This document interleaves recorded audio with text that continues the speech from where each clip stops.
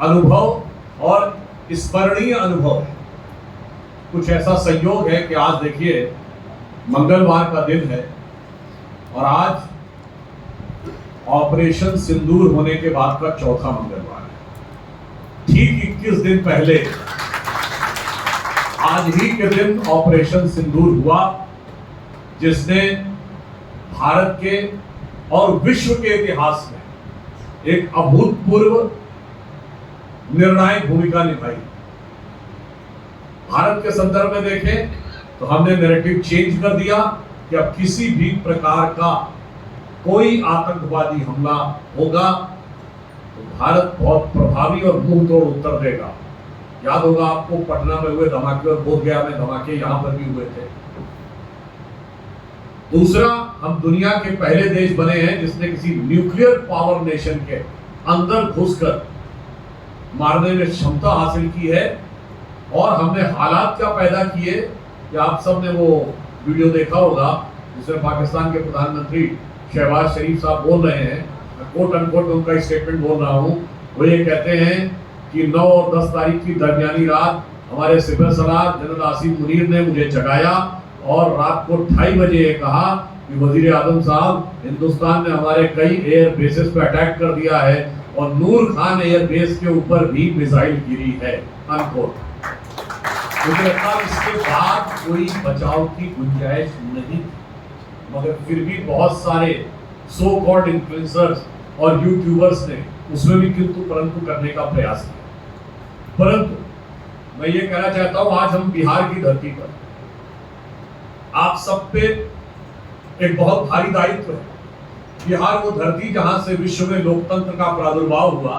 तो अगर प्रधानमंत्री जी ये कहते हैं कि India is the mother of democracy, तो वैशाली के गणराज्य से विश्व के, वैसे तो हमारा इतिहास बहुत पुराना है, हजारों लाखों साल पुराना, जो टेक्नोलॉजी डेवलप हो रही है धीरे धीरे समझ में आ रहा है, मगर अभी फिलहाल जो डॉक्यूमेंटेड इतिहास मानते हैं वेस्ट वाले, उसके हिसाब से भी माने तो सबसे पहले लोकतांत्रिक व्यवस्था का प्रमाण भारत में और यहीं पर है। स्वतंत्रता आंदोलन के समय महात्मा गांधी नेता बनते हैं चंपारण सत्याग्रह से, तब चंपारण बिहार का ही हिस्सा हुआ है। स्वतंत्रता के बाद वास्तविक लोकतंत्र आता है लोकनायक जयप्रकाश जी के द्वारा स्टार्ट किए गए जेपी मूवमेंट से, जो बिहार से ही शुरू हुआ था। हम लोग के तो खैर पहले की बात है, मगर मैंने सुना था कि यहाँ पर तमाम युवाओं ने विधानसभा का घेराव किया था और उस समय शायद अब्दुल गफूर यहाँ के मुख्यमंत्री हुआ करते थे। तो उस जमाने में एक नारा था कि अब्दुल गफूर का यही निशान, हाथ में बबरी मुंह पान। और उसके बाद एक छोटा सा आंदोलन खड़ा हुआ और विराट रूप में पूरे देश को लेते हुए मैं कह सकता हूं वास्तविक लोकतंत्र स्थापित हुआ तो जेपी मूवमेंट के द्वारा, जिसकी की मुख्य कर्मस्थली बिहार। क्योंकि स्वतंत्र से पहले चुनाव होते तो सरकारें नहीं बदलती। अब आइए, इसने सरकार बदली, इसके बाद अगला मूवमेंट आया श्री राम मंदिर मूवमेंट, जिसने देश की राजनीति की पॉलिटिकल केमिस्ट्री बदल दी। हम लोग उस समय छात्र थे, तब यूनिपोलर पॉलिटिक्स मानी जाती थी। एक ही पार्टी है राष्ट्रीय स्तर पर, कांग्रेस, और कोई दूसरी पार्टी नहीं है। कांग्रेस वर्सेस रेस्ट चलता था। वो बाइपोलर पॉलिटिक्स में कन्वर्ट हुई तो राम मंदिर आंदोलन की वजह से, और उसका भी सबसे निर्णायक बिंदु बिहार में आया जब 24 अक्टूबर 1990 को समस्तीपुर में अडवाणी जी को गिरफ्तार किया गया और वहां से हम लोगों ने वीपी सिंह सरकार से समर्थन वापस लिया। और उसके बाद जो इतिहास बना वो अपने आप में भारत के इतिहास का सबसे बड़ा टर्निंग पॉइंट है। इसके बाद अगला बड़ा पड़ाव आता है प्रधानमंत्री श्री नरेंद्र मोदी जी के नेतृत्व में हमारी केंद्र में सरकार बनी। उसमें फिर बिहार की प्रमुख भूमिका है। 13 सितंबर 2013 को प्रधानमंत्री मोदी जी प्रधानमंत्री पद के आधिकारिक उम्मीदवार घोषित किए जाते हैं और पीएम के ऑफिशियल कैंडिडेट बनने के बाद उनकी पहली रैली होती है 24 अक्टूबर 2013 को पटना में।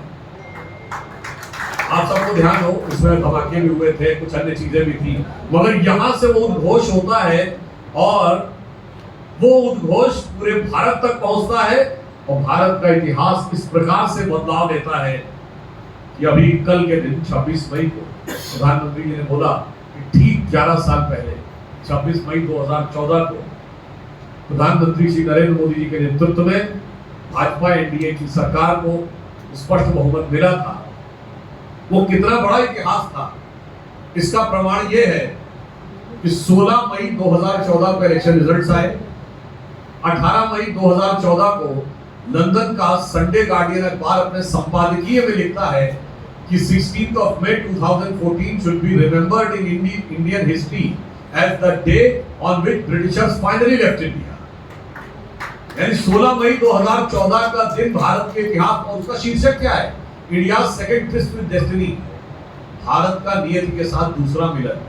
ये जवाहरलाल नेहरू की नियति के साथ मिलन की 14-15 अगस्त की रात, वो पहला मिलन था, दूसरा मिलन। वो आगे उसको विस्तार करता है, व्याख्या करता है कि इससे पूर्व जिन विचारों के हाथ में सत्ता रही उनके ऊपर कहीं ना कहीं ब्रिटिश उपनिवेशवादी विचारों का प्रभाव था।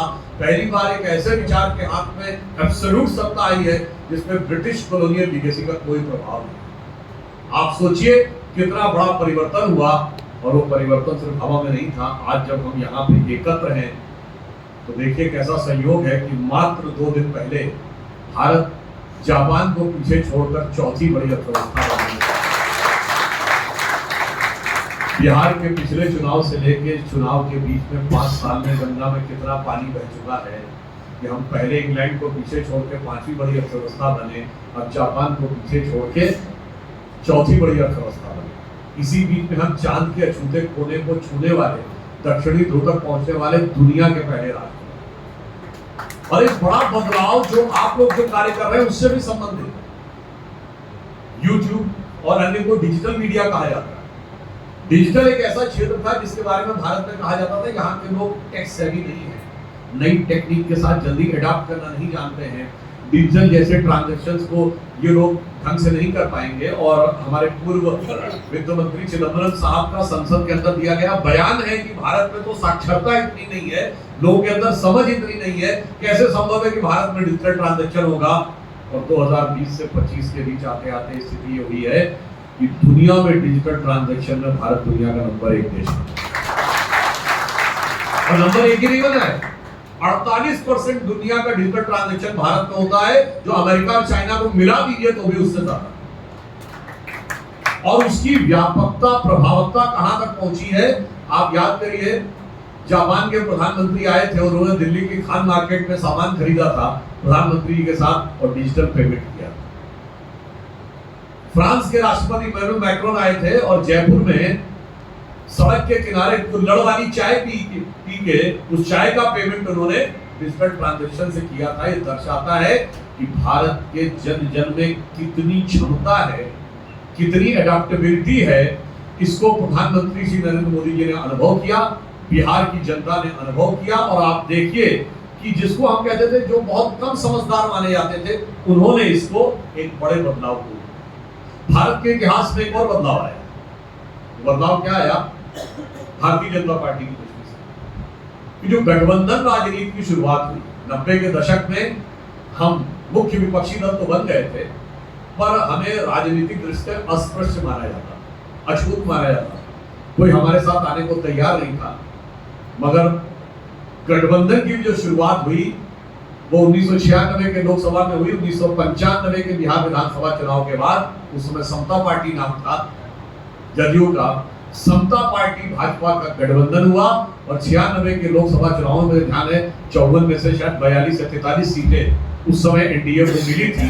यानी यहां से भारत की राजनीति में वो बदलाव की शुरुआत हुई कि फिर एक मात्र 2 साल के अंदर 98 में अटल जी के नेतृत्व में हमारी गठबंधन को की सरकार आ गई। तो मैं सिर्फ ये कहना चाहता हूं कि आज बदलाव का जो भी मुकाम आया है बिहार में उसमें महत्वपूर्ण भूमिका निभाई। अब आप लोग जिस क्षेत्र को देख रहे हैं और जिस क्षेत्र को रिप्रेजेंट कर रहे हैं, उस क्षेत्र के विस्तार के साथ भी एनडीए और भारतीय जनता पार्टी की स्वीकार्यता और विचार बढ़ा है। जैसा भी प्रेम जी बता रहे थे, एक दौर था जब कंट्रोल्ड मीडिया का दौर था, सिर्फ दूरदर्शन और आकाशवाणी होते थे और समाचार पत्र पहले संपादक रिपोर्टर होता था, शाम को संपादक की टेबल पर जाता था, फिर वो रात में छपता था, सवेरे डिस्ट्रीब्यूट होता था, सरकार के पास पूरी रात का समय होता था उसको रोकने के लिए।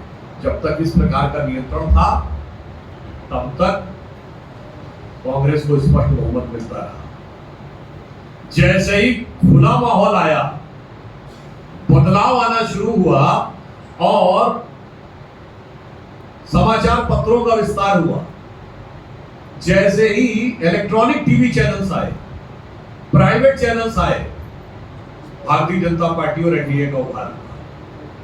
और आप देखिए श्री लालू प्रसाद यादव जी का डिक्लाइन क्यों तो होता चला गया, जो जो मीडिया ओपन होता चला गया। 97-98 के आसपास न्यूज चैनल्स प्राइवेट आने शुरू हुए।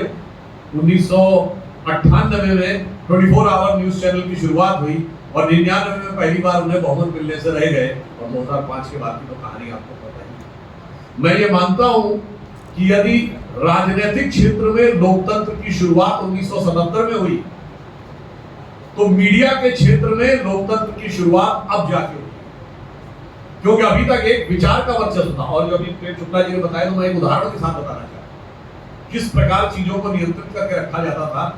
30 अक्टूबर 1990 को जिस दिन अयोध्या में गोलियां चली, आप में से कोई जाके आर्काइव्स में से चेक कर सकता है, उस रात आकाशवाणी का 9:45 साढ़े 8 बजे का समाचार और 9:45 बजे का दूरदर्शन का समाचार, दोनों ने कहा कुछ हुआ ही नहीं, यानी कुछ हुआ ही नहीं, सब कुछ शांत।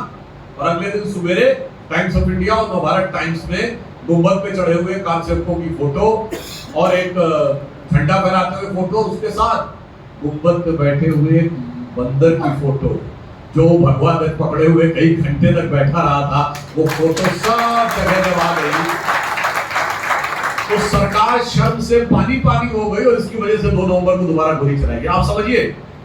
और वो जानते कैसे हुआ? मैं इस पे आपको एक किस्सा बताना चाहता हूं। ये तो संभव हुआ, सरकार ने तो सारी चीजें रोक दी थी, ना कोई ट्रेन आ सकती थी, ना बस आ सकती थी, प्लेन तो खैर उस जमाने में वैसे ही बहुत कम चलते थे, प्राइवेट गाड़ी में नहीं जा सकती थी, सिर्फ सरकारी गाड़ी आ जा सकती थी। सारे फोन्स में से एसटीडी बंद कर दिया गया था, उस जमाने में वैसे ही एसटीडी जल्दी लगता नहीं था। मगर एक चीज आ गई थी, फैक्स।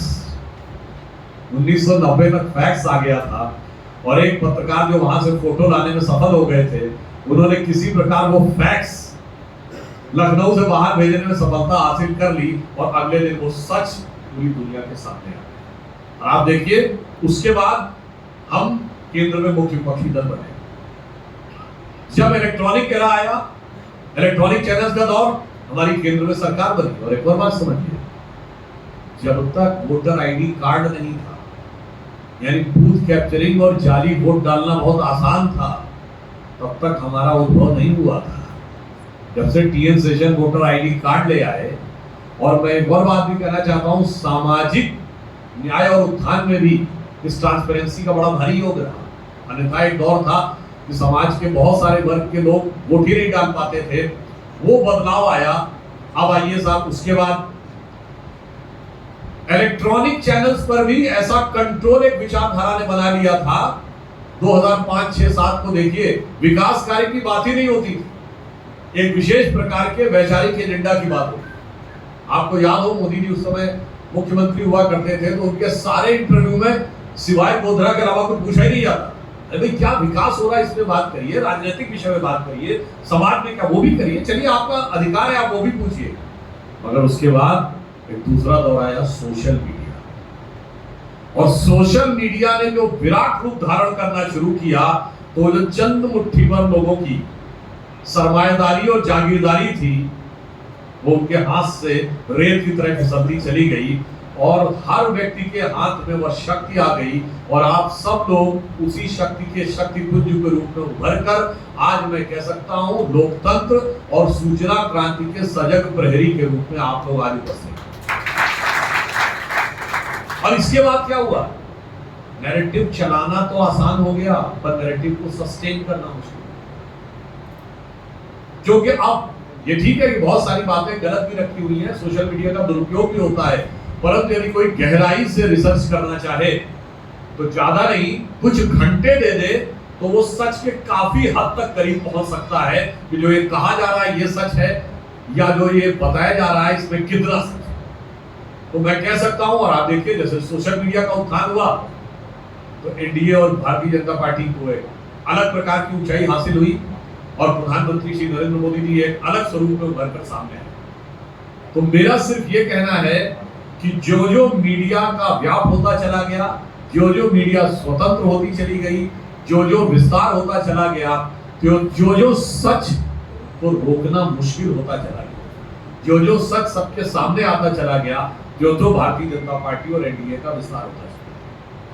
आज आप सभी लोग उस परिस्थिति में हैं कि विगत 11 वर्षों में भारत ने अभूतपूर्व प्रगति की।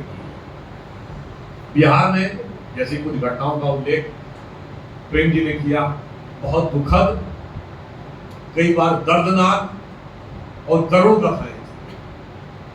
और यह माना जाता था, हम भी उत्तर प्रदेश के रहने वाले एक दौर में यूपी बिहार बिल्कुल ही एक साथ काउंट किए जाते थे। जो माफियाओं का प्रभाव था, ऐसा माना जाता था, एक दौर था कि उत्तर प्रदेश बिहार को अपराध से ही जोड़ा जाता था। हमारी बिहार में सरकार आने के बाद जिस प्रकार से शराब माफिया और बालू माफिया पे नियंत्रण हुआ है, वो पहले के दौर में कल्पना नहीं की जा सकती। बिहार के बाहर के दौर में आप जाइए तो उस जमाने में तरह तरह की कथाएं प्रचलित होती थी बिहार के बारे में, जो खौफनाक और रोंगटा खड़ा कर देने वाली होती थी राजद के शासनकाल में। परंतु अब बदलाव की ये बयार आई है और आपने देखा है कि बहुत बड़ा परिवर्तन केंद्र में हमारी सरकार आने के बाद ये हुआ है कि जो संगठित अपराध थे और जो आतंकवाद था, जो पूरे भारत में फन फैलाकर बैठा हुआ था, आज वो दक्षिण कश्मीर के 4 जिलों तक सीमित करने में समर्थ है। और इतना प्रभावी प्रहार किया गया है कि आपने देखा होगा कि अभी बस्तर में एक नक्सली एंटी नक्सल ऑपरेशन हुआ है जिसमें करीब 26 से 30 के लोग मारे गए हैं नक्सली। उसमें भी उतना ही कड़ा प्रहार।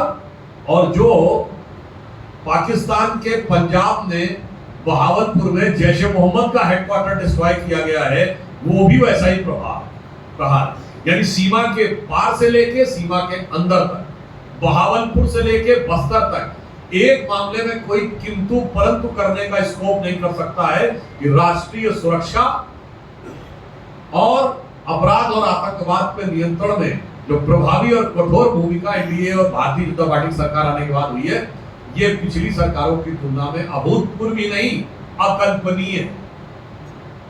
15 जुलाई 2011 को राहुल गांधी जी का दिया गया रिकॉर्ड पे बयान है कि it's impossible to control the terrorism all the time, यानी हाथ खड़े कर दिए थे, भैया कुछ नहीं हो सकता। परंतु जब मोदी जी आए तो अब नामुमकिन को मुमकिन बनाना ही तो मोदी जी का काम है। उन्होंने आकर एक करके दिखाया और ये बड़ा बदलाव आपको दिखाई पड़ा। अब मेरा सिर्फ ये एक विचार है कि बिहार अभी भी उत्तर भारत के अन्य राज्यों से, क्योंकि यहाँ पर बहुत एक ऐसी विशिष्ट प्रकार की प्रशासनिक के साथ साथ सामाजिक और राजनीतिक परिस्थिति बनाई गई थी कि अभी उसे राष्ट्र की मुख्य धारा में उभर कर आगे आना है। और वैसे भी समझिए कि भारतीय इतिहास का स्वर्ण युग माना जाता है, तो गुप्त काल माना जाता है, जिस समय भारत का केंद्र पाटलिपुत्र था।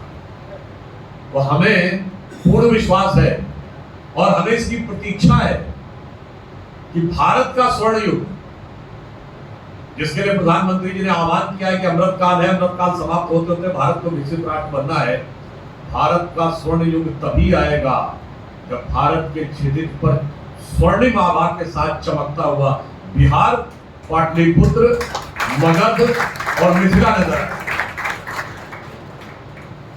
और आप सबके ऊपर यह दायित्व है कि सत्य को जिस प्रकार से आप दिखा रहे हैं और आप सकारात्मक विचारों के संवाहक बनकर जो समाज में कार्य कर रहे हैं, जैसे एक दौर में सड़क की क्या स्थिति थी ये किसी से छुपी नहीं थी,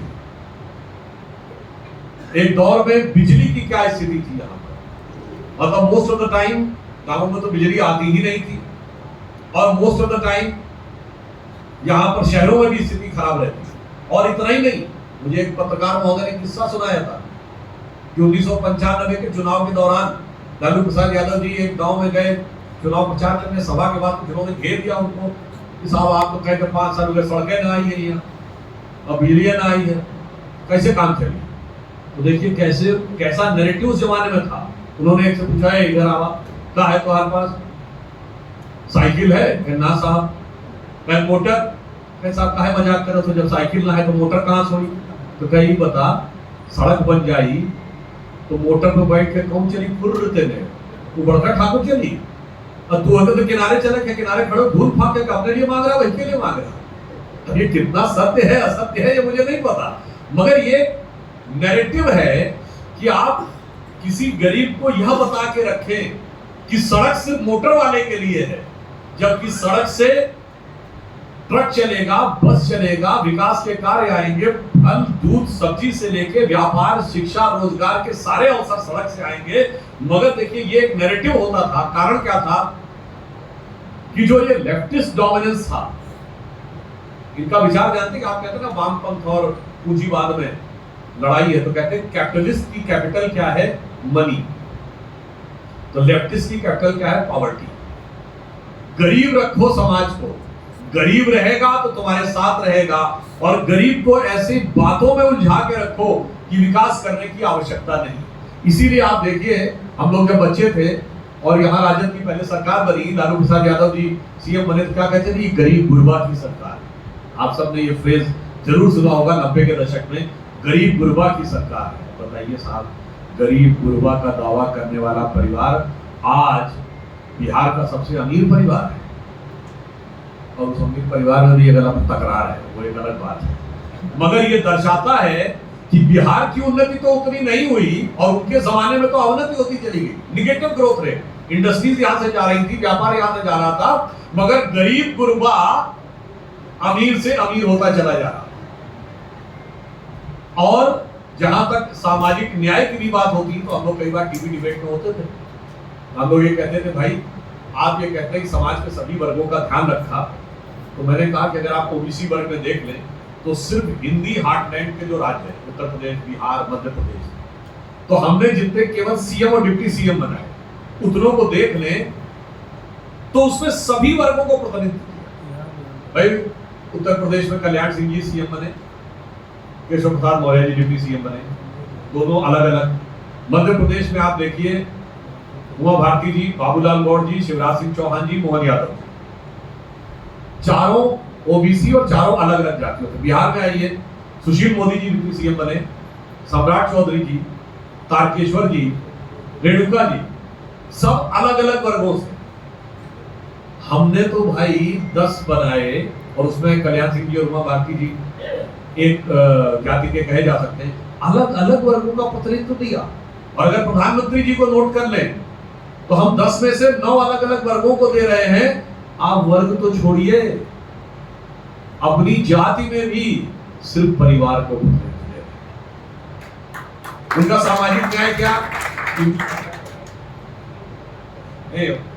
देखिए सामाजिक न्याय क्या, सामाजिक न्याय एक, पहले मैं जब तक बच्चे छोटे थे तो मेरा साला, फिर मेरी पत्नी, फिर मेरा बेटा, फिर मेरा दूसरा बेटा। आदरणीय प्रदेश अध्यक्ष जी, हम सब उनका स्वागत करें।